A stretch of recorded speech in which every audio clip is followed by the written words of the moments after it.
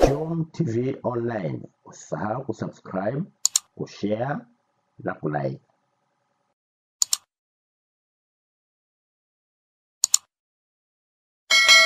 Iftari hii tumetoa kwa ajili ya utaratibu wetu tu wa kuftari pamoja, lakini nao watendaji basi wajisikie kidogo kwa kile kidogo ambacho Mwenyezi Mungu ametudiriki, nao wajisikie kwamba chama chao, viongozi wao wamewakumbuka katika kipindi hichi cha mwezi mtukufu wa Ramadhani.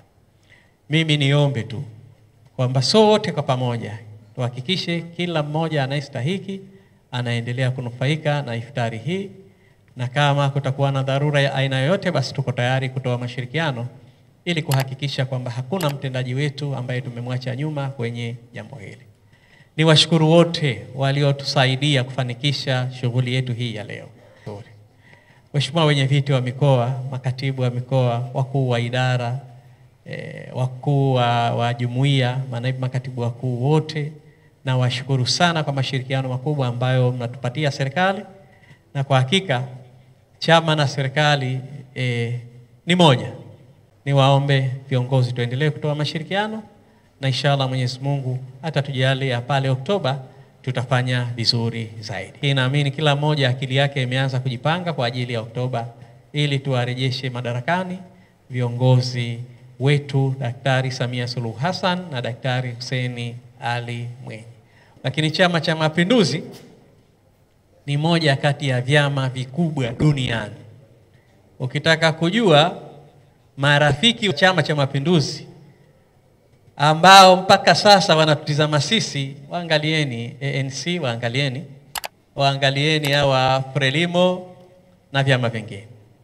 Lakini bado Chama cha Mapinduzi kila siku zikienda mbele kinaendelea kufanya vizuri zaidi.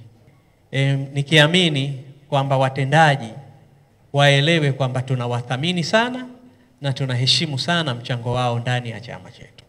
Mheshimiwa Makamu wa Pili, sisi tunakushukuru sana. Huu umekuwa utamaduni wako wa kuwaftarisha watendaji wenzio wa Chama cha Mapinduzi. Ukiwa unajua jukumu lako kama mjumbe wa kamati kuu, unasema pamoja na iftari unayofanya ya kiserikali, lakini pia unafanya iftari kwa watendaji wa chama. Uungwana huu unaofanya Mheshimiwa Makamu wa Pili ni wa aina yake kabisa. Na leo ukatuambia na sisi tukapokea maelekezo kutoka kwa mkuu wetu, naibu katibu mkuu, kama utakuja, na tukataarifu watendaji wenzetu wa ngazi ya mikoa na wilaya, na hapa leo mheshimiwa umefika. Na iftari hii itatolewa Unguja na Pemba. Kesho watendaji wenzetu wa Pemba watakabidhiwa.